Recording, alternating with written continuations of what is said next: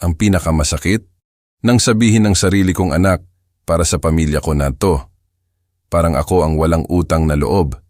Para sa kanila, wala akong karapatan sa mesa. Akala nila ako ay nanahimik, pero hawak ko ang lihim na yaman ko. Ang titulo. Hindi ito paghihiganti. Babawiin ko ang aking dangal. Ituturo ko sa kanila ang tunay na halaga ng respeto. Dapat ba akong umalis? O ipaglaban ang aking karapatan? Kwentuhan mo ako. Sabihin kung tama ba ang ginawa ko. Saan ka nanonood? Para sa pamilya ko na ngayon itong bahay. At kung gusto mong manatili, kailangan mong tumulong sa lahat ng kailangan dito. Matigas na sabi ng anak kong si Rafi, na parang nagtatakda ng mga patakaran sa isang estranghero. Ako si Benedicto Reyes, 78 taong gulang at ipinanganak ako sa San Nicolas, Batangas. Halos buong buhay ko, tumira ako sa maliit na bahay, pamanapan ng aking mga magulang. Nagtrabaho ako bilang karpintero at trabahador sa construction simula pa noong bata ako. Nagbubuhat ng semento at nagtatayo ng pader hanggang sa naging foreman ako. Hindi ako nakapag-ipon ng malaking kayamanan, pero sapat ang meron ako para mabuhay ng may dangal. Nang magretiro ako, nagpatuloy pa rin ako sa paggawa ng maliliit na trabaho para madagdagan ang kita. At dahil sa disiplinang iyon, nakapagtabi ako ng kaunting pera. Ang bunso kong anak na si Rafi ay nakatira kasama ang kanyang asawang si Marisa sa isang inuupahang apartment sa Tarlac. Hindi maayos ang kanilang sitwasyon. Tumaas ang renta, inipit ng boss niya ang sweldo, at nang malaman ko, malapit na silang mapaalis. Alam ko ang pakiramdam ng walang masisilungan. Kaya ipinagbili ko ang maliit kong bahay at ginamit ko ang ipon ko para makabili ng mas malaki, 3 kwarto, para makasama-sama kaming lahat. Akala ko tinutulungan ko ang pamilya ko at sinisiguro ko ang kapayapaan naming lahat. Ang bahay ay umabot ng halos 2 milyong piso, 2,000 na pinagsama-sama ko sa benta ng maliit kong bahay at sa lahat ng ipon ko. Sa araw ng paglipat, maaga akong nagising. Naghanda ng kape at pandesal. Tinulungan ko sina Rafi at Marisa na ilagay ang konting maleta nila sa kwarto sa dulo. Nakaramdam ako ng pagmamalaki. Amoy bago pa ang pintura ng bahay. Malinis ang bakuran at saglit akong nangarap na ito na ang simula ng mas magandang buhay para sa amin. Pag-uwi ko galing sa palengke ng hapon, nakakita ako ng truck na nakaparada sa labas. May mga nagbababa ng kutsyon, sako-sako at isang lutuan. Nakilala ko ang nanay ni Marisa, si Aling Bebang. Pero kasama niya, nandyan din ang tatay, 2 kapatid, 1 tiya at 1 pinsang binata. Pasok labas sila na parang kanila na ang lahat. Si Marisa, nakangiti, ay nagsabing mananatili lang daw sila ng ilang araw habang umaayos sila. Hindi iyon tanong, isa iyong pagpapatunay. Sa mga sumunod na araw, napagtanto ko na hindi pala pansamantala lang ang pananatili nila. Inukupa ng tatay ni Marisa ang isang sulok ng sala para sa mga gamit niya. Inilipat ng nanay niya ang mga kaldero at kawali. Ginamit ng mga kapatid niya ang bakuran ko para iparada ang kanilang mga bisikleta at nagsimula ang mga pakiusap na tila utos na. Tay Ben, kukuha ka ba ng mas maraming tubig? Pwede bang walisin mo ang bakuran? Wala man lang paki o salamat. Si Rafi ay tahimik lang. Minsan, iniiwasan niyang tumingin sa akin na parang ayaw niyang harapin ang sitwasyon, pero nang magsalita siya, iyon ay para ipaalala sa akin na para sa kanya, sa pamilya na niya ang bahay na iyon. At kung gusto kong manatili, kailangan kong tumulong. Hindi ako sumagot, tiningnan ko lang siya. Pagkatapos, tiningnan ko ang aking mga kamay at nagpatuloy ako sa paglilinis ng aking bota. Mas matagal akong nanatili sa terasa. Naririnig ko ang tawanan na nagmumula sa sala, ang ingay ng kaldero sa lutuan, mga boses na pumupuno sa bawat sulok ng bahay. Hindi ko kailangang magsalita para maramdaman na unti-unti nang lumiit ang espasyo ko doon. At ang pakiramdam na nakatayo ako sa isang lugar na binayaran ko, pero tila hindi na ako tinatanggap, ay tahimik na namalagi. Kinabukasan, pagkatapos ng mga salitang iyon ni Rafi, pumasok ang araw sa bintana ng aking kwarto. Pero hindi init ang dala, kundi bigat. Mas maaga akong bumangon kaysa sa lahat, gaya ng dati. Naghanda ako ng kape para sa sarili ko nang walang ingay. Dati, noong nakatira kami sa maliit kong bahay, naghahanda ako ng kape para sa lahat. Pinupuno ko ang mesa ng tinapay, maingat na nagsiserbe ng pagkain. Ngayon hindi ko na alam kung may natitira pang espasyo para mag-iwan ng pitzel sa mesa nang hindi iyon inaalis ng iba. Lumabas ako sa bakuran, dala ang tasa ko at umupo para tingnan ang langit. Malinis ang araw na may asul na tanging sa Batangas ko lang nakikita. Nakarinig ako ng mga yapak sa likod ko. Iyon ang tatay ni Marisa na halos hindi ako binati, tangulang ng ulo at dumiretso na sa tarangkahan. Walang magandang umaga. Ilang minuto pagkatapos, lumabas ang dalawa sa mga kapatid ni Marisa, dala ang kanilang mga bisikleta, nagpaalikabok at iniwang bukas ng isa sa kanila ang pinto. Hindi ko naramdam na nasa sarili kong bahay ako.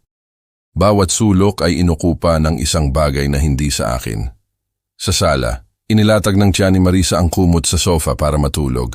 Sa komedor may malaking kahon ng damit na hindi ko kilala.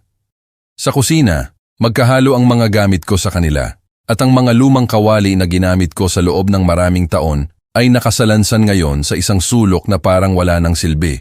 Hindi niya iyon nagustuhan. Nagbago ang mukha niya pero hindi siya nagpumilit. Iyon ang unang pagkakataon mula nang lumipat kami na sinabi kong hindi sa kanya at kahit masakit, naramdaman kong kailangan iyon. Sa mga sumunod na araw, nagsimula akong mas madalas lumabas.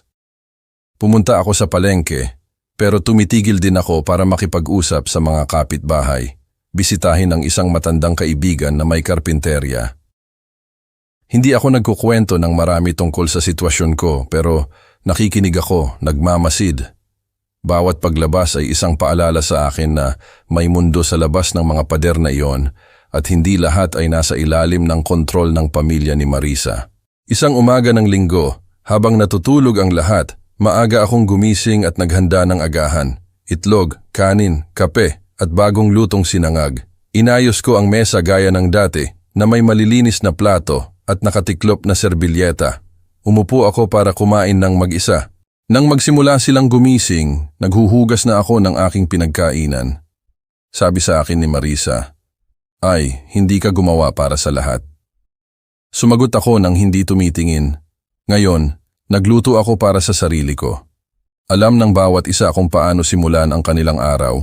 Tumahimik ang kusina sa loob ng ilang segundo. Pagkatapos, narinig kong bumulong ang nanay niya, pero wala akong pakialam.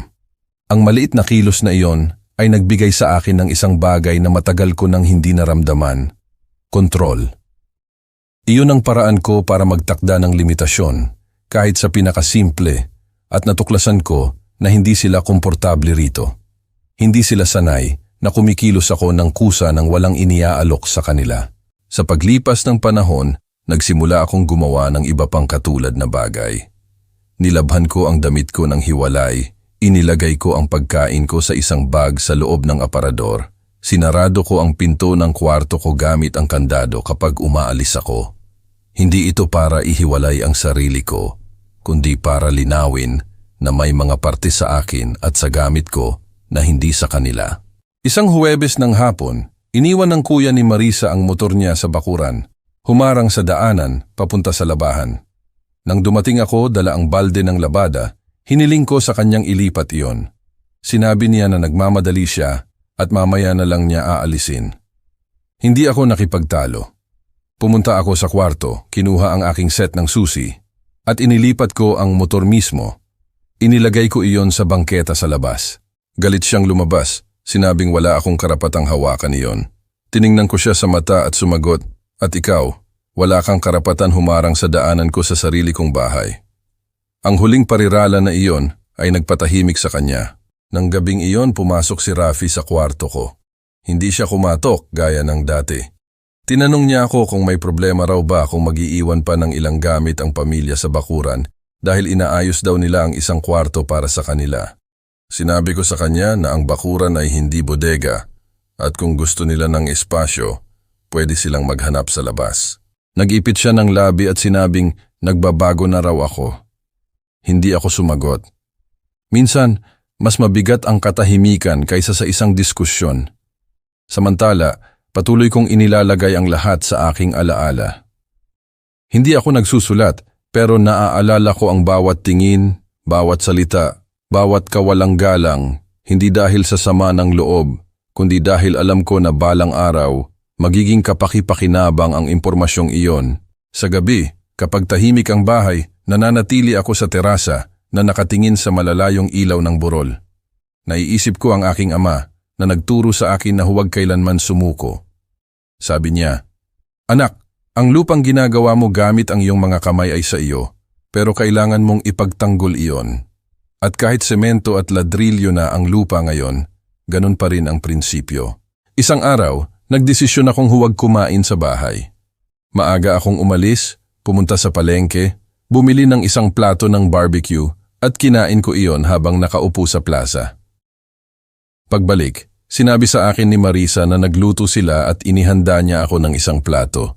Pero may tono na hindi kaaya-aya, kundi kontrol. Nagpasalamat ako, pero sinabi ko na nakakain na ako. Ang simpleng sagot na iyon ay tila mas ikinagalit niya kaysa sa inaasahan ko. Hindi ako naghahanap ng away, pero hindi ko rin hahayaang sila ang magdesisyon pati sa kinakain ko. Bawat kilos ko, gaano man kaliit, ay paraan para maibalik ang karapatang magdesisyon sa aking buhay. At sa ganoong paraan, unti-unti, nagsimulang maramdaman ng bahay ang pagkawala at katahimikan ko. Hindi ako ang tahimik na lolo sa sulok. Ako ang lalaking nagsisimulang lumabas sa kanilang abot na hindi sumasagot gaya ng inaasahan nila. At kahit hindi pa nila alam, bawat hakbang ko palabas sa kontrol na iyon ay isang ladrilyo na tinatanggal ko sa pader na itinayo nila sa pagitan namin. Alam ko na malapit na ang breaking point, pero alam ko rin na pagdating ng sandaling iyon, hindi nila ako makikitang mahina o nagpasakop. Makikita nila akong handa. Ang tensyon sa bahay ay hindi nakikita. Pwede na itong hiwain sa hangin, tulad ng kapag bago umulan, bumibigat ang hangin.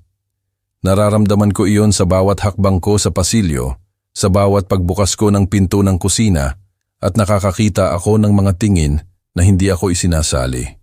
Hindi na kailangan nilang magsalita. Ang mga pader na ang nagsasalita para sa kanila. Isang Biyernes ng hapon, nasa bakuran ako, nagwawalis ng mga tuyong dahon. Nakaupo ang kuya ni Marisa sa isang upuang plastik, nakatingin sa cellphone. Lumapit ako at hiniling ko sa kanyang ilipat ang backpack niya na nakaharang sa daanan papunta sa labahan. Hindi niya ako tiningnan. Sinabi lang niya, "Mamaya na lang." Nagpatuloy ako sa pagwawalis, pero 10 minuto pagkatapos, nandoon pa rin ang backpack. Dumaan ako, binuhat ko iyon, at inilagay sa isang sulok. Doon siya tumingala at sinabing, "Hoy, Lolo Ben, wala kang karapatang hawakan ang gamit ko." Tiningnan ko siya ng matalim at sumagot, "At ikaw, wala kang karapatang iwan ang gamit mo sa daanan ng iba. Alamin mo iyan." Ang parirala ay hindi malakas sa boses, pero malaki ang bigat. Tumayo siya, bumulong, at pumasok sa bahay. Ilang minuto pagkatapos, narinig ko siyang nakikipag-usap sa nanay at kay Marisa sa kusina, sinasabing masama raw ang ugali ko. Wala akong pakialam, bumalik ako sa ginagawa ko. Nang gabing iyon, nang dumating si Rafi, sinalubong siya ni Marisa sa pintuan. Hindi ko narinig ang lahat, pero narinig ko ang pangalan ko ng ilang beses. Pumasok siya sa kwarto ko nang hindi kumakatok, gaya ng nakasanayan.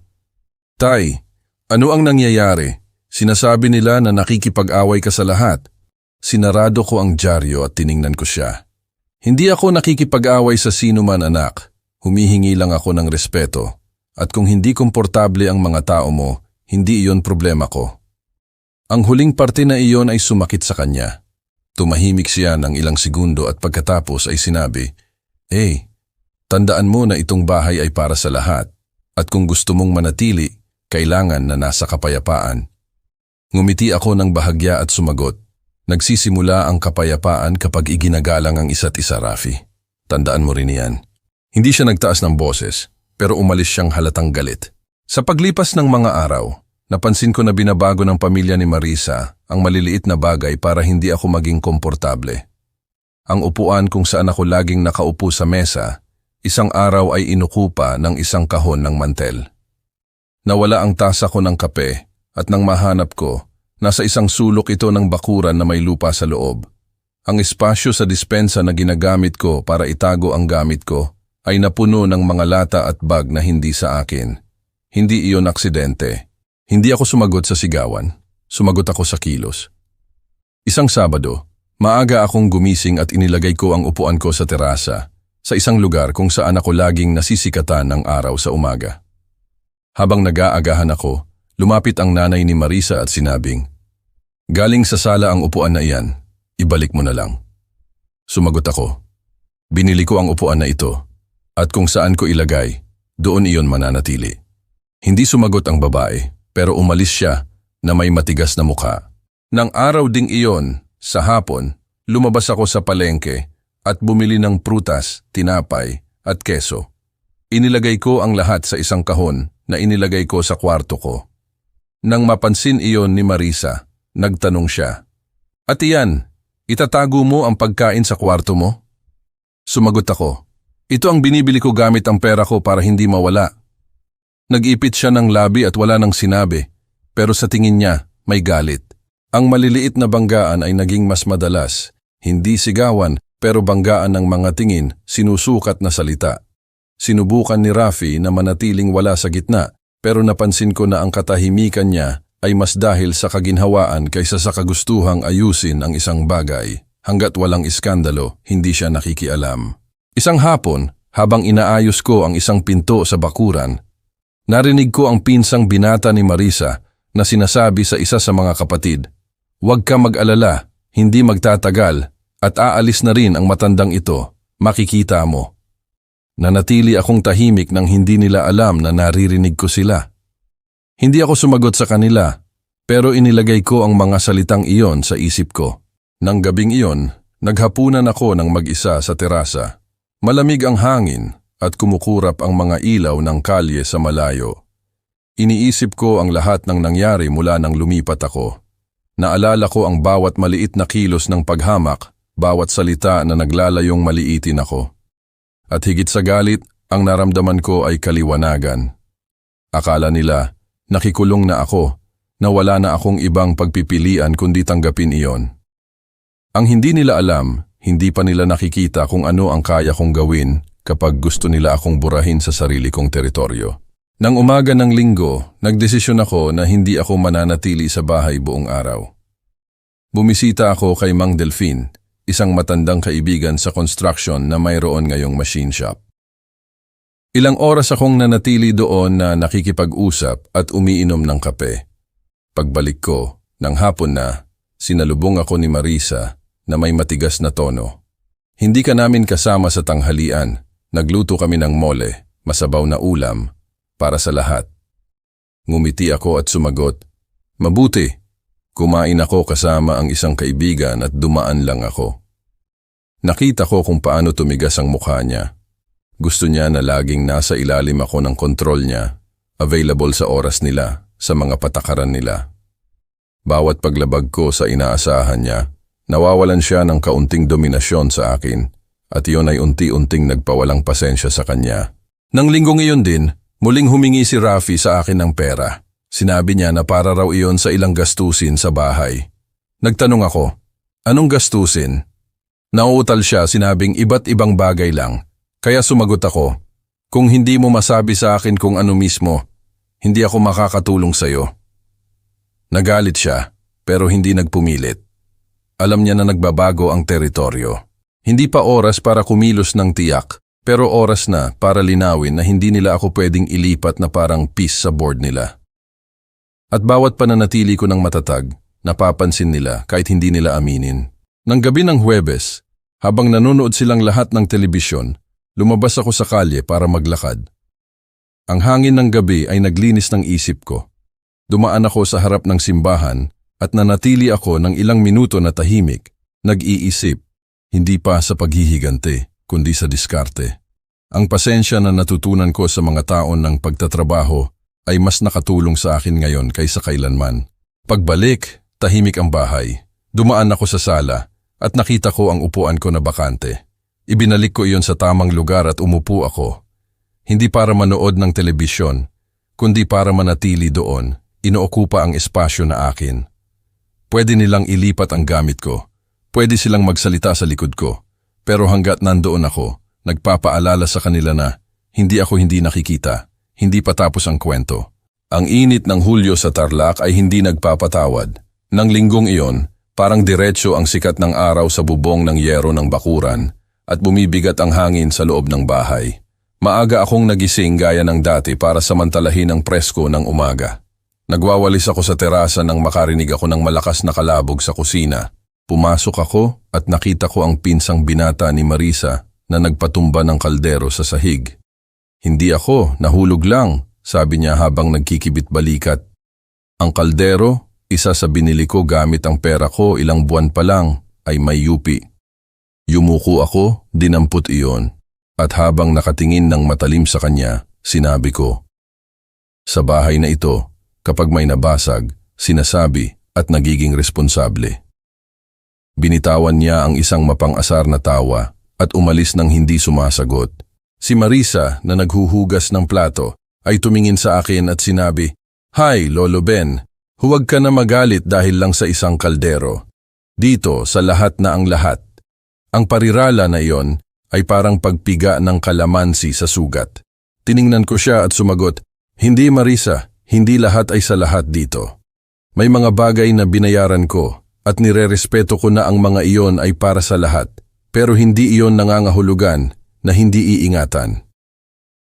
Kumunot ang noo niya, pero wala nang sinabi. Nang kalagitnaan ng umaga, umuwi si Rafi galing sa trabaho. Pagpasok niya, ikinuwento ni Marisa sa kanya ang tungkol sa kaldero, pero sa paraan niya, sinasabing masama raw ang mood ko at sinisigawan ko raw ang mga bata. Pumunta si Rafi sa kwarto ko. "Tay, anong nangyayari? Ayaw ko ng problema dahil sa mga kalokohan." Sinarado ko ang librong binabasa ko at sumagot, "Ang kalokohan ang nagsisimula sa pagbasag sa respeto, anak. At kung hindi mo iyon pipigilan sa oras, wala nang balikan." Hindi ko alam kung naintindihan niya, pero tumahimik siya. Hinawakan niya ang mukha niya at sinabi, "Kasi tay, kailangan nating lahat matutong makisama." Tiningnan ko siya at sumagot, "Nagsisimula ang pakikisama sa pagrespeto sa hindi iyo. Kung hindi iyon pakikisama, iyon ay pang-aabuso." Nang araw na iyon, nagdesisyon akong huwag magtanghalian sa bahay. Pumunta ako sa fonda, kainan, ni Aling Nena, isang kaibigan mula pa noong bata ako. Sinalubong niya ako ng yakap, sinerbisyuhan niya ako ng isang plato ng caldo de res, sabaw ng baka, at isang malamig na soft drinks. Nag-usap kami ng sandali at gumanda ang pakiramdam ko dahil naramdaman kong pinakinggan ako nang hindi ako hinuhusgahan. Pagbalik ko ng hapon na, mabigat ang kapaligiran sa bahay. Tinawag ako ng nanay ni Marisa sa kusina. "Lolo Ben, kailangan nating mag-usap." Umupo ako, kahit alam ko na kung saan patungo ang usapan. "Kasi napapansin namin na nitong nakaraan, masyado ka nang hiwalay na parang ayaw mong makibahagi sa amin.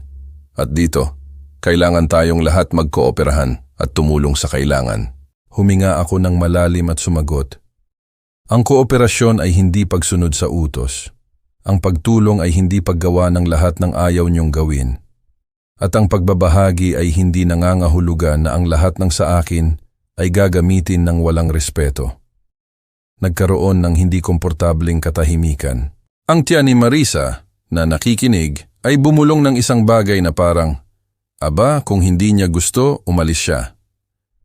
Doon ko naramdaman ang unang tunay na suntok ng galit sa loob ng ilang linggo.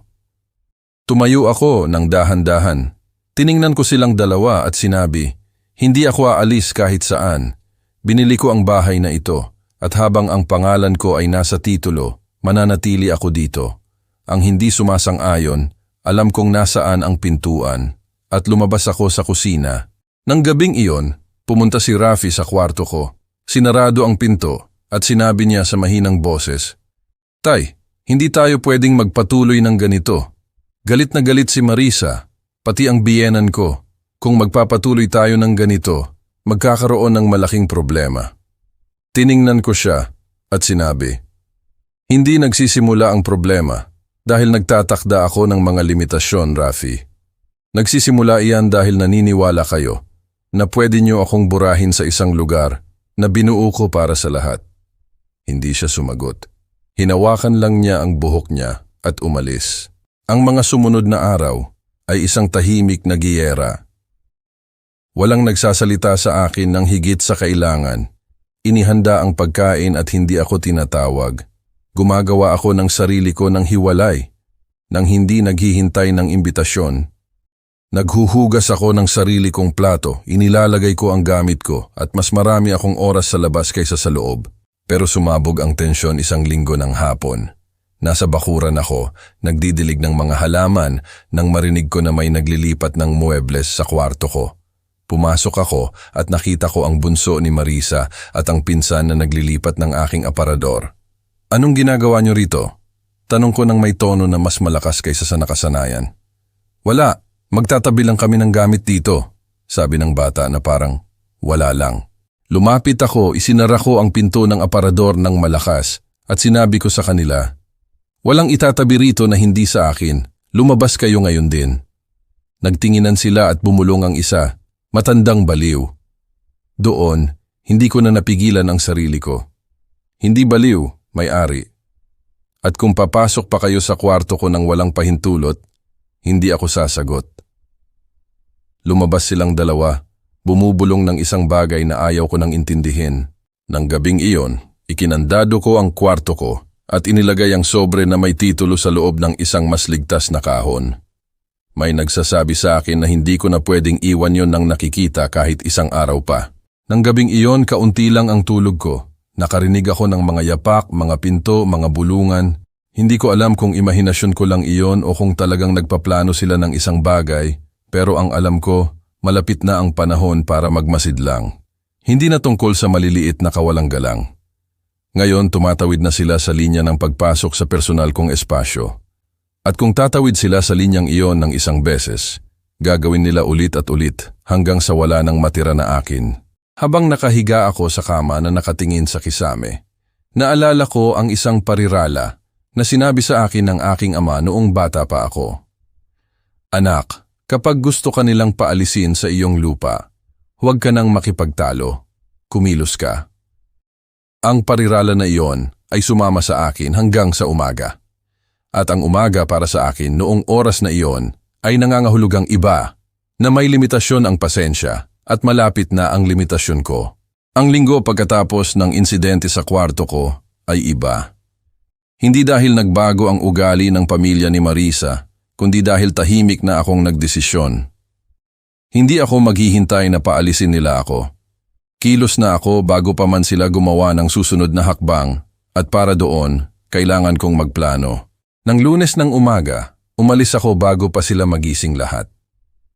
Naglakad ako papunta sa plaza at umupo sa bangko na laging inuupuan ko, iyon sa tapat ng simbahan. Doon ko nakita si Mang Delphine, ang matandang kaibigan ko sa construction. Inimbitahan ko siya sa kape at nag-usap kami ng matagal. Hindi ko ikinuwento ang lahat, pero sinabi ko ang sapat para maintindihan niya na kailangan ko ng payo. Kapag sa sarili mong bahay, hindi ka na tinatrato bilang may-ari, oras na para ipaalala sa kanila kung sino ka, sabi niya sa akin. Ang mga salita niya ay tumatak sa aking isip. Bago ako bumalik sa bahay, dumaan ako sa notaryo kung saan ako pumirma ng titulo ilang taon na ang nakakaraan. Binati ko si Attorney Panganiban, isang matandang lalaki na kilala ako sa loob ng ilang dekada. Nagtanong ako na parang wala lang tungkol sa proseso para gumawa ng ilang pagbabago sa isang ari-arian. Hindi ako nagbigay ng detalye, pero ipinaliwanag niya sa akin ang mga hakbang. Umalis ako roon nang mas malinaw ang isip at may nakatuping papel sa bulsa. Isang listahan ng mga dokumento na baka kailanganin ko. Nang dumating ako sa bahay, pareho lang ang sitwasyon. Sina Marisa at ang nanay niya sa kusina, ang mga kapatid niya nanonood ng telebisyon, ang pinsan natutulog sa sofa. Walang nagtanong sa akin kung saan ako nanggaling. Ikinulong ko ang sarili ko sa kwarto ko at inilagay ang listahan sa loob ng sobre na may titulo. Sa mga sumunod na araw, nagsimula akong mag-organisa. Sinuri ko ang mga gamit ko, inihiwalay ko ang talagang importante at ang pwede kong iwan ng walang problema. Napansin ko na marami sa mga ari-arian ko ay walang material na halaga, pero sentimental. Mga litrato, sulat, tool na ginamit ko sa loob ng maraming taon. Inilagay ko iyon sa isang matibay na kahon at itinago ko sa isang sulok ng aparador. Tinakpan ng lumang kumot para hindi mapansin ng sinuman. Isang Miyerkules, sinamantala ko na abala ang lahat para gawin ang isang bagay na hindi ko pa nagawa mula nang dumating kami. Sinuri ko ang bawat sulok ng bahay. Hindi ako naghahanap ng isang tiyak na bagay. Gusto ko lang sukatin ang teritoryo, alamin kung anong espasyo ang akin at anong naokupa na nila. Natuklasan ko na ang bodega sa bakuran, na orihinal na bakante, ay puno na ngayon ng mga kahon ng pamilya ni Marisa. Nakita ko rin na naglagay sila ng padlock sa isa sa mga kwarto na sa simula ay libre. Hindi ako nagulat, pero kinumpirma nito na patuloy silang sumusulong, umaokupan ng mas marami. Wala akong sinabi. Nagmasid lang ako, at habang nagmamasid, binuo ko ang mental map ng susunod kong hakbang. Nang Huwebes, maaga akong pumunta sa palengke. Bumili ako ng tulad ng dati, pero dumaan din ako sa hardware at bumili ako ng isang maliit na padlock na may kombinasyon. Nang hapong iyon din, ikinabit ko iyon sa pinto ng kwarto ko. Napansin yon ni Marisa at nagtanong siya na may tono sa pagitan ng pagtataka at pagkainis. At para saan yan? Sumagot ako ng hindi nagtataas ng boses. Para bantayan ang gamit ko, tulad ng pagbabantay niyo sa inyo. Wala na siyang sinabi, pero kinumpirma sa akin ng ekspresyon niya na nakarating ang mensahe. Ang padlock na yon ang una kong nakikitang kilos ng pagtatanggol. Mula doon, naramdaman ko na maaari na akong magsimulang makabawi ng teritoryo. Nang Biyernes, hiniling sa akin ni Rafi na samahan ko raw siya sa bangko para magdeposito. Pumayag ako, hindi dahil gusto ko, kundi dahil interesado akong magmasid. Habang nakikipag-usap siya sa teller, tiningnan ko ang mga flyers at naalala ko ang mga salita ni Attorney Panganiban. Alam ko na kung magiging maayos ang lahat tulad ng plano. Kailangan kong pumunta sa bangko para sa ibang bagay. Mga bagay na hindi man lang maiisip ni Rafi.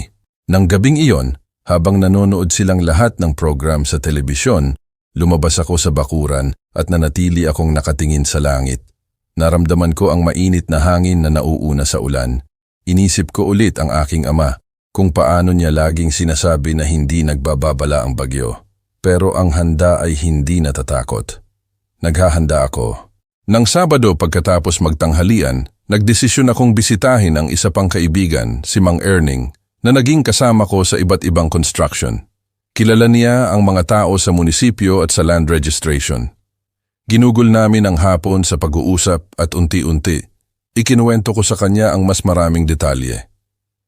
Hindi ko kailangang ikuwento ang lahat, pero ang sapat para maintindihan niya na malapit na akong gumawa ng isang mahalagang desisyon. Kung gagawin mo, Ben, gawin mo ng mabilis at walang pasabi. Huwag mo silang bigyan ng oras para makapag-react, sabi niya sa akin. Ang payo na iyon ay naging bahagi ng aking plano. Bumalik ako sa bahay ng kalmado, na parang walang nangyari. Sa loob gayunpaman, nakaramdam ako ng pagkahalo ng kaba at determinasyon. Nang Linggo, habang nag-aagahan kami, sinabi ng nanay ni Marisa ng malakas na parang isang babala, hindi magtatagal at aayusin natin ang bakuran para mas maging komportable tayo. Si Rafi, na nandoon, ay tumango. Iniwan ko lang ang tasa ko sa mesa at sinabi ko, hindi pwedeng galawin ang bakuran nang walang pahintulot ko. Ang katahimikan na sumunod ay mahaba. Hindi ako naghahanap ng away noong sandaling iyon. Ang hinahanap ko ay linawin na kahit tahimik ako sa halos lahat ng oras, hindi ako bulag o bingi at may boses pa rin ako. Nang araw na yon sa hapon lumabas ako para maglakad ng mag-isa. Dumaan ako sa harap ng notaryo ulit pero hindi ako pumasok. Tiningnan ko lang ang fasad at inisip ko ang listahan na inilagay ko sa loob. Meron na ako ng lahat ng kailangan ko, maliban sa isang detalye. At ang detalye na iyon ay makukuha ko sa mga susunod na araw. Nang sumunod na Lunes, maaga akong umalis. Sinasabing pupunta ako sa palengke, pero iba ang tinahak ko. Pumunta ako sa land registration para kumpirmahin ang isang bagay na alam ko na. Ang bahay ay nasa pangalan ko pa rin ng walang anumang annotation, walang utang, walang co-owner. Umalis ako ron na may kopya ng rehistro. Ang papel na yon kasama ang titulo ang pinakamalakas kong ebidensya. Pagbalik, nakita ko ang lahat sa bakuran na tumatawa at nag-iihaw ng karne. Walang nagtanong sa akin kung saan ako nanggaling. Nagserbe ako ng kape, umupo ako sa upuan ko at nagmasid ako. Akala nila nagpasakop na ako. Hindi nila alam na habang abala sila, gumagalaw na ako ng mga piece na magtatakda sa pagtatapos ng kwentong ito. Nang gabing iyon, bago matulog, kinuha ko ang lahat ng dokumento. Titulo, listahan mula kay Attorney Panganiban, kopya ng rehistro. Inilagay ko iyon sa mesa at tiningnan ko ng matagal. Hindi ako academic na tao, pero marunong akong bumasa ng sapat para maintindihan ang nasa kamay ko. Kapangyarihan. At ang kapangyarihan, kapag ginamit sa tamang sandali, ay mas malakas kaysa sa anumang sigaw. Ibinabalik ko ang lahat at humiga ako. Sa labas, nagsimulang lumakas ang hangin at sa loob ko, ang kalmado ng pasensya ay nagbibigay daan sa kasiguruhan na papalapit na ang oras para kumilos.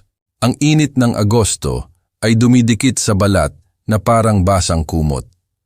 Mula sa umaga, ang bahay ay puno ng ingay.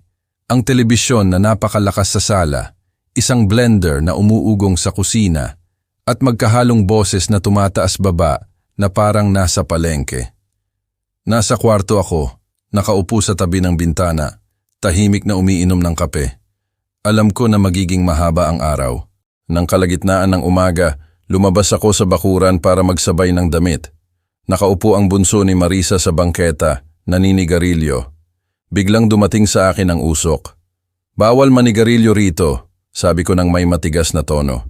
Tiningnan niya ako, tumawa at sumagot. Bakuran na ng lahat ito, Lolo Ben." Nanatili akong tahimik ng ilang segundo, tapos naglakad ako papunta sa kanya, kinuha ko ang sigarilyo sa kamay niya at pinatay ko iyon sa pader. Ang bakuran na ito ay akin pa rin at habang nandito ako, igagalang ang mga patakaran ko. Tumayo siya na may gesture ng gustong magsalita, pero hindi niya ginawa. Sa oras ng tanghalian, naghanda si Marisa ng mesa na may mga plato at kubyertos para sa lahat, maliban sa akin. Hindi iyon aksidente. Tumayo ako na nagmamasid sa eksena at nang umupo silang lahat, pumunta ako sa kusina, kinuha ko ang plato at kubyertos ko at nagserbe ako. Umupo ako sa kabesera, lugar ng ulo ng pamilya. Gaya ng lagi kong ginagawa at nagsimula akong kumain. Walang nagsalita pero ang mabigat na katahimikan ay naramdaman na parang isang away ng walang sigaw. Dumating si Rafi ng gabing iyon. Napansin ko na pagod siya. Pero may hangin din ng hindi pagiging komportable. Sinabi niya na masyado raw kaming nagkakaroon ng frictions at na feeling daw ng pamilya ni Marisa, inaatake sila. Tiningnan ko siya at sumagot, "Ang respeto ay hindi atake, anak. Ang nangyayari, nalilito rito ang mga bagay. Naniniwala sila na dahil hindi ako sumisigaw, tinatanggap ko ang lahat.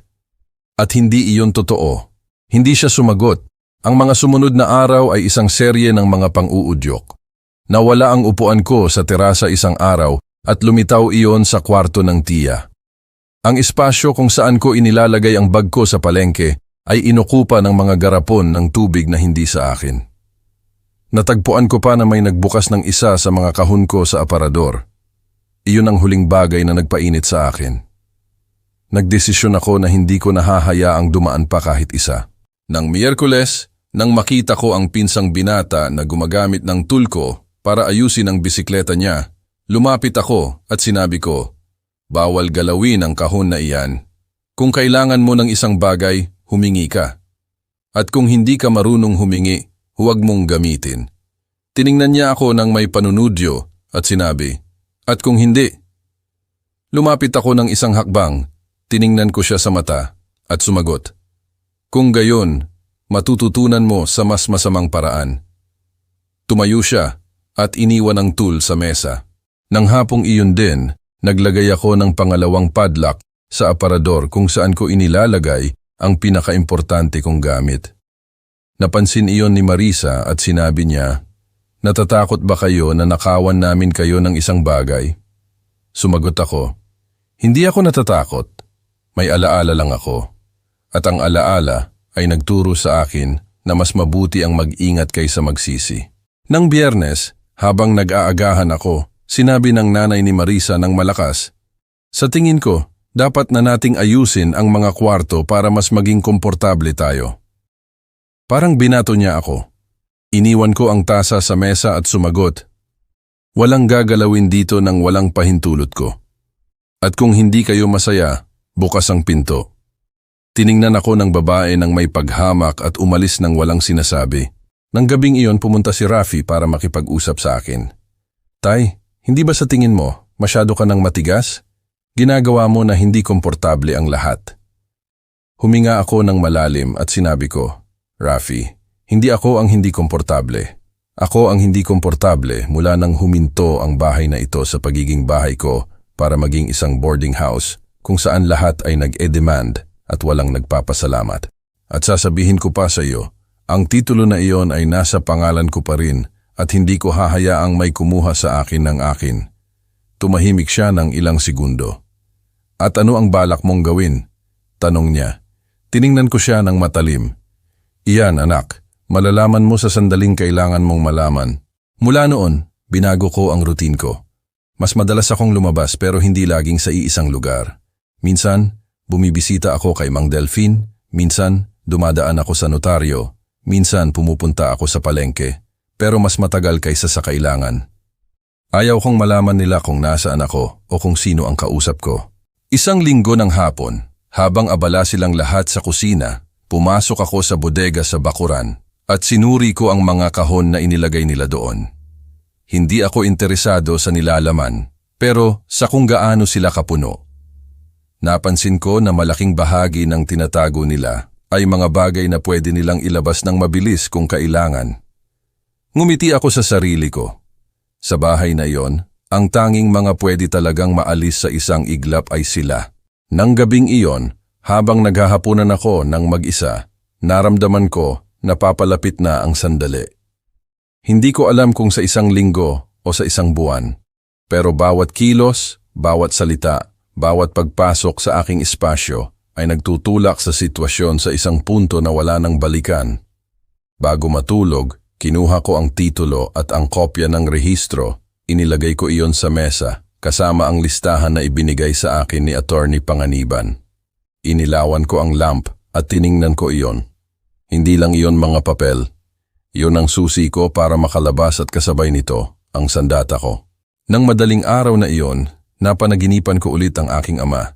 Nakita ko siyang bata na may kamay na puno ng lupa, nakatingin sa akin at sinasabi, "Kapag oras na anak, oras na. Huwag mo nang hayaang lumipas pa." Nagising ako na nasa ulo ko ang parirala na iyon at habang pumapasok ang araw sa bintana, alam ko na malapit na ang oras. Ang Lunes ay sumikat na may kakaibang hangin. Baka ako lang iyon, pero naramdaman ko na mas malakas. Mas present ang bawat tunog sa bahay. Ang mga kutsara na nagbabanggaan sa mga plato, ang mga boses sa kusina, ang telebisyon na nakabukas mula pa sa umaga. Nagbihis ako ng kalmado, inilagay ko ang ilang papel sa isang folder, at umalis ako nang hindi sinasabi kung saan ako pupunta. Naglakad ako papunta sa notaryo. Sinalubong ako ni Attorney Panganiban ng may formalidad. "Handa na ang lahat, Lolo Ben?" tanong niya. Tumango ako at ibinigay ko sa kanya ang titulo, ang kopya ng rehistro at ang ID ko. Perpekto. Ang iba pa, maipre-prepare natin sa loob ng 2 araw. Hindi ako nagbigay ng detalye at hindi rin siya nagtanong. Iyon ang gusto ko kay Panganiban. Alam niya kung kailan hindi na kailangang magsalita pa. Umalis ako roon at dumiretso ako sa bangko. Nag-withdraw ako ng malaking halaga ng pera na matagal ko nang itinago. Inilagay ko iyon sa isang sobre at inilagay ko sa loob ng aking jacket. Pagkatapos, dumaan ako sa palengke. Bumili ako ng ilang maliliit na bagay. Tinapay, kape, prutas para hindi maging kahina-hinala. Nang bumalik ako sa bahay, nasa pintuan ng tiyan ni Marisa. Tiningnan niya ako nang may pagtataka na hindi na itatago.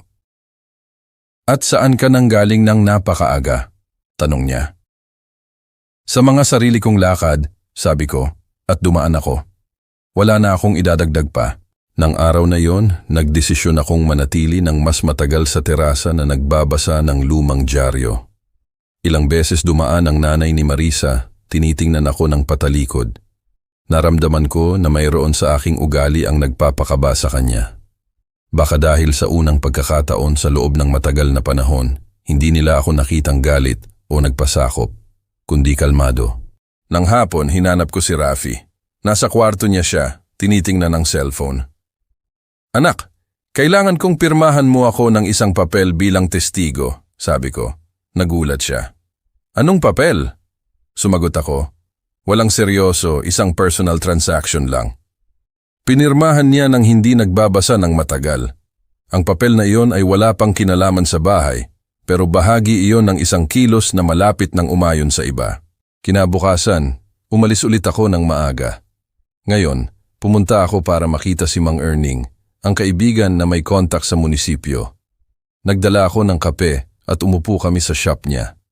Sinabi ko sa kanya na malapit na akong gumawa ng isang mahalagang pagbabago at na baka kailangan ko ang tulong niya para mabilis na ilipat ang ilang papel. Ngumiti si Erning. "Sabihin mo lang kung kailan at gagawin natin ng walang ingay." Ang parirala na iyon ay nagbigay sa akin ng kasiguruhan na mayroon na ako ng lahat ng kailangan ko. Nang hapong iyon, pagbalik, nakita ko ang sala na magulo na may mga bag at kahon sa lahat ng dako. Nagtanong ako kung anong nangyayari. Sumagot si Marisa. Tinitingnan namin kung paano magreorganisa para mas maging komportable. Tiningnan ko siya at sinabi ko, "Huwag niyong gagalawin ang anumang sa akin, kahit isang bagay." Nagkibit-balikat siya, pero sinabi ng tingin niya na hindi siya komportable sa kasiguruhan ko. Nang gabing iyon, inilagay ko ang folder na may mga dokumento sa isang lugar na ako lang ang nakakaalam. Isang false bottom sa isang lumang maleta na sa tatay ko. Walang sino man, maliban sa akin, ang nakakaalam na mayroong compartment na iyon. Nang Miyerkules, habang nag-aagahan ako, sinabi sa akin ni Rafi na narinig daw niya na gumagawa ako ng mga transaction. Sumagot ako ng may bahagyang ngiti. "Laging nagkukwento ang mga tao, anak, pero hindi lahat ng sinasabi ay totoo. Alam ko na ang intriga ay bahagi ng laro. Ginugol ko ang natitirang bahagi ng araw na gumagalaw na parang wala lang, pero sa loob ko, naramdaman ko na ang bawat piece ay nalalagay sa lugar. Kung magiging maayos ang lahat tulad ng plano, sa loob ng ilang araw, ang kwento ng bahay na ito ay magbabago at hindi pabor sa kanila." Nang gabing iyon, habang nag-uusap silang lahat sa sala, nanatili ako sa terasa na nakikinig sa hangin at tahimik kong kinumpirma sa sarili ko. Handa na ako. Nang Huwebes, nagising ako bago pa tumilaok ang manok. Nagbihis ako. Inilagay ko ang folder na may mga dokumento sa isang leather bag at umalis ako ng walang ingay.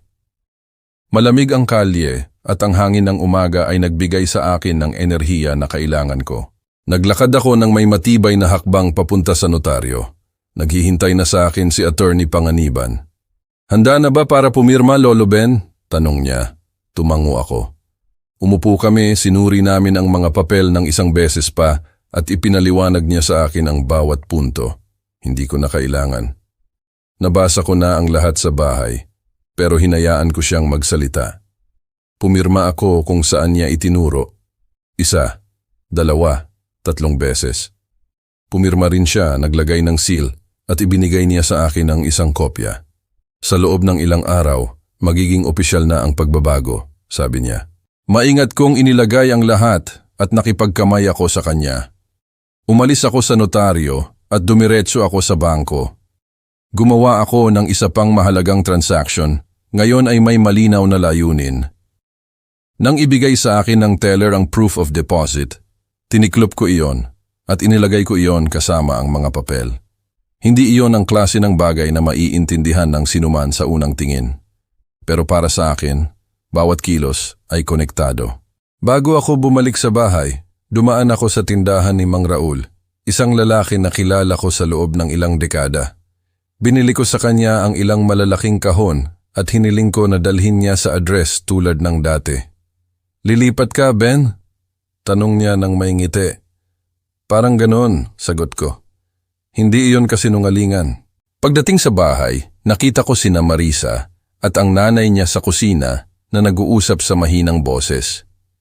Nakita nila akong pumasok pero hindi sila nagtanong. Umakyat ako sa kwarto ko, sinarado ko ang pinto at nagsimula akong maglagay ng ilang gamit sa mga kahon. Ang kailangan lang, ang may halaga sa akin. Ang iba pa, pwede nang iwan. Nang hapong iyon, dumating si Rafi at nakita niya akong abala sa pag-aayos. "Anong ginagawa mo, Tay?" tanong niya. "Inaayos ang mga gamit ko." Sagot ko nang hindi tumitingin. "Aalis ka ba?" Nagkibit balikat ako. "Hindi mo alam, anak. Laging mabuti ang maging handa." Nang gabing iyon, inilagay ko ang folder na may mga dokumento sa isang lugar na ako lang ang nakakaalam. Isang double bottom sa isang lumang maleta na sa tatay ko. Walang sino man, maliban sa akin, ang nakakaalam na may compartment na iyon. Nang Biyernes ng umaga, umalis ulit ako. Ngayon, pumunta ako sa land registration. Ibinigay ko ang mga papel sa official at pumirma ako ng isa pang dokumento. Sa pamamagitan nito naitala na ang lahat, sabi niya. Ang mga salita niya ay parang pagsasara ng huling piece ng isang puzzle na ilang linggo ko nang binuo. Nang bumalik ako, tahimik ang bahay, sobrang tahimik. Pumasok ako at nakita ko ang lahat sa sala. Sina Marisa, ang nanay niya, ang mga kapatid, ang pinsan. Nakatayo si Rafi. "Tay, kailangan nating mag-usap," sabi niya. Umupo ako sa isang upuan sa harap nila. Nakikinig ako. Si Marisa ang nauna. Kasi naniniwala kami na hindi na komportable para sa lahat ang mabuhay ng ganito. Sa tingin namin, mas mabuti na maghanap kayo ng ibang lugar para maging mas payapa kayo. Nanatili akong nakatingin sa kanya ng ilang segundo pagkatapos ay tiningnan ko ang bawat isa sa kanila. Naiintindihan ko, kaya gusto niyo akong paalisin sa bahay na binili ko. Sinubukan ni Rafi na palambutin. "Hindi iyon, Tay, pero masyado ng maraming tao rito." Inangat ko ang kamay ko para putulin siya. "Huwag kang mag-alala, anak. Ngayon lang, inayos ko na ang lahat ng kailangan kong ayusin." Tumayo ako, pumunta ako sa kwarto ko, at bumalik ako dala ang folder. Inilagay ko iyon sa mesa. Binuksan ko ng dahan-dahan. Kinuha ko ang titulo at ang kopya ng rehistro. Nakikita niyo ito? Malinaw na sinasabi kung sino ang may-ari ng bahay na ito at siya pa rin ang pareho mula pa sa unang araw. Ako. Nakita ko kung paano nagbago ang mga mukha. Ang ilan ay namutla. Ang iba ay kumunot ang noo. Nag-krus ng braso si Marisa. At anong ibig sabihin niyan? Yumuko ako. Ibig sabihin, ako ang nagdesisyon kung sino ang titira rito. At mula ngayon, ang bahay na ito ay hindi para sa lahat. Para lang ito sa sino mang gumagalang sa mga patakaran at hindi kayo gumalang. Humakbang palapit sa akin si Rafi. "Tay, huwag mong gawin ito." Tiningnan ko siya ng matalim. "Anak, hindi ako ang nagsimula nito. Tinatapos ko lang ang sinimulan ninyo." Kinuha ko ang isa pang papel mula sa folder. Narito ang notification na iprinesenta ko ngayon. Mula sa susunod na linggo, kailangan na kayong umalis lahat. Isang mabigat na katahimikan ang bumagsak sa sala. Tumayo ang nanay ni Marisa na namumula sa galit. "Hindi mo pwedeng gawin iyan." Tumayo ako ng tuwid. Klaro na pwede ko at gagawin ko iyan. Tinalikuran ko sila at umakyat ako sa kwarto ko. Sinarado ko ang pinto gamit ang susi at umupo ako sa kama.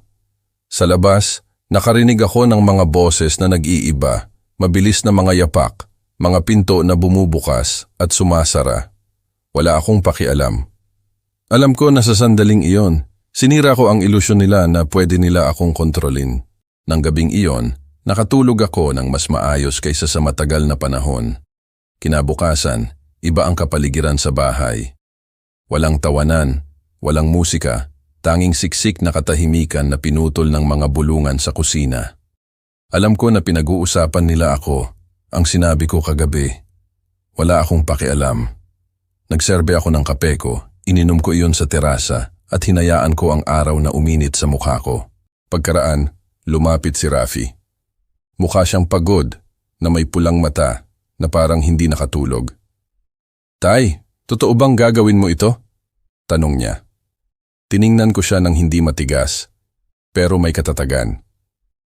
"Rafi, Ibinigay ko sa iyo ang bahay na ito para magkaroon ka ng sarili mong tahanan, hindi para maging isang lugar kung saan wala akong boses.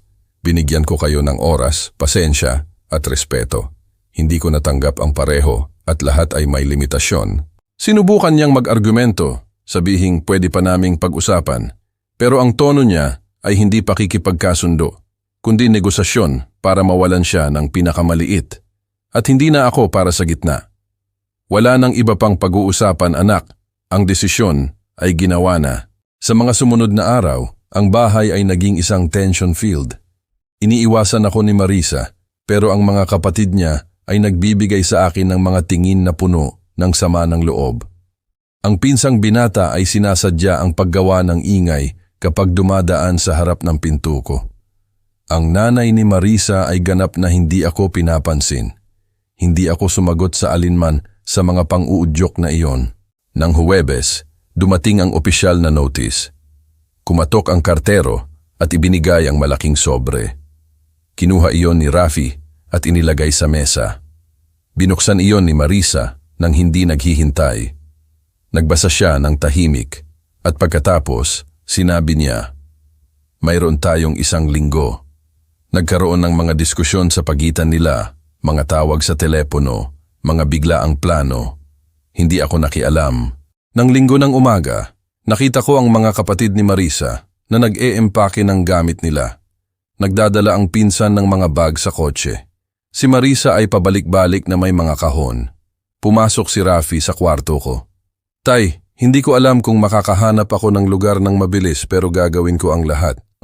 Tiningnan ko siya at sa unang pagkakataon sa matagal na panahon, kinausap ko siya ng kalmado. "Hindi ako naghahangad ng masama sa iyo, Rafi. Sana lang, magsilbi ito sa iyo para maintindihan mo na ang mga desisyon ay laging may kahihinatnan." Sinubukan niyang mag-argumento, pero hindi ako nagbigay daan. Nang Martes, puno ang bakuran ng mga gamit na handa na para ikarga. Dumaan ang nanay ni Marisa sa tabi ko nang hindi bumabati. Hindi ko na inasahan. Nang kalagitnaan ng hapon, umalis ang huling kotse sa tarangkahan. Si Rafi ang huling umalis. Huminto siya sa pinto, tiningnan niya ako pero wala siyang sinabi. Ako rin, wala. Sinarado ko ang tarangkahan at tumayo ako nang sandali na nakatingin sa walang laman na kalye. Tahimik ang bahay, naglakad ako sa bawat silid. Ang ilan ay marumi, ang iba ay bakante. Hindi ako nakaramdam ng kalungkutan, nakaramdam ako ng kapayapaan. Naghanda ako ng kape, ininom ko yun sa terasa at huminga ako ng malalim. Sa unang pagkakataon sa matagal na panahon, talagang akin ang lugar na iyon, hindi lang sa papel. Sa mga sumunod na araw, nilinis ko ang bahay, inayos ko ulit ang gamit ko at ikinandado ko ang mga kwarto na hindi ko ginagamit. Bumalik ako sa routine ko dati, kape ng maaga, palengke, pakikipag-usap sa mga kaibigan. Bumalik ang katahimikan, pero hindi ito ang pareho dati. Ngayon mas aware ako kung gaano kahalaga ang panatilihin iyon. Isang hapon, nakaupo sa terasa, inisip ko si Rafi. Hindi ko alam kung nasaan siya o kung kumusta siya. Baka balang araw, maintindihan niya na hindi ito tungkol sa pera o ari-arian, kundi tungkol sa respeto. At kung hindi niya naintindihan, hindi ko na trabaho ang ituro iyon sa kanya. Ang alam ko, hindi ako nagsisisi. Ang paggawa ng tama ay hindi laging komportable, pero ang matulog ng malinis ang konsensya ay mas mahalaga kaysa sa anumang hindi pagiging komportable. At kung ikaw na nakikinig sa akin ay nakaabot dito, sasabihin ko sa iyo, huwag mong hahayaang burahin kanila sa sarili mong kwento. Hindi mahalaga kung bata ka o matanda, mayaman o mahirap, ang iyong dangal ay walang presyo. Ngayon, sabihin mo sa akin, kung ikaw ang nasa lugar ko, ano ang ginawa mo? At sa pamamagitan, sabihin mo sa akin, saang sulok ng mundo mo ako napakinggan? At huwag mong kalimutang ibahagi ang kwentong ito sa sino mang kailangang makinig dito, dahil minsan, ang ganitong kwento ay ang tulak na kailangan ng isang tao para mabawi ang kanilang lugar. Tahimik na ang bahay, uminom ako ng kape sa terasa, at sa wakas, naramdaman ko ang tunay na kapayapaan. Hindi madali ang desisyon ko. Masakit, lalo na para kay Rafi. Pero ang dangal ko, mas mahalaga kaysa sa anumang sakit. Ang paggawa ng tama ay hindi laging komportable. Pero ang malinis na konsensya ay mas mahalaga kaysa sa lahat. Kung ikaw na nakikinig sa akin ay nakaabot dito, tandaan mo ito. Huwag na huwag kang papayag na mabura ka sa sarili mong kwento. Ang iyong dignidad, iyon ang walang presyo. Ngayon, kung ikaw ang nasa kalagayan ko, ano ang ginawa mo? Kwentuhan mo ako. At paki-comment naman dyan, saang sulok ng mundo mo ako pinakinggan. I-share mo rin ang kwentong ito.